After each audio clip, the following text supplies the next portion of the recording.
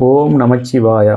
போன வீடியோவில் மிதுன லக்னக்காரங்களுக்கு ஒவ்வொரு வீட்டின் அதிபதி யாரு அப்படிங்கிறத பார்த்தோம். இந்த வீடியோவில் கடக லக்னத்திற்கு ஒவ்வொரு வீட்டின் அதிபதி யாரு அப்படிங்கிறத பார்க்கலாம்.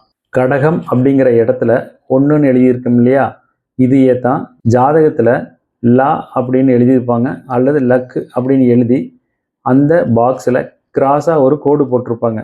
அப்போது இது முதல் வீடு லக்னம் அப்படின்னு நம்ம எடுத்துக்கணும்.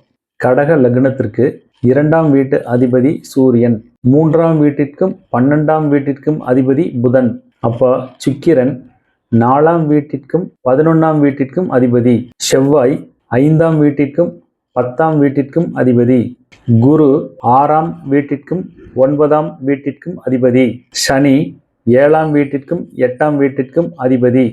இந்த மாதிரி ஒவ்வொரு வீட்டின் அதிபதி யாருங்கிறத தெரிஞ்சுக்கிறத கொண்டு ஒவ்வொரு திசையிலையும் என்ன பலன் நடக்கும் அல்லது ஒவ்வொரு புத்தியிலையும் என்ன பலன் நடக்கும் அப்படிங்கிறத ஜோதிடர்கள் கணிக்கிறாங்க.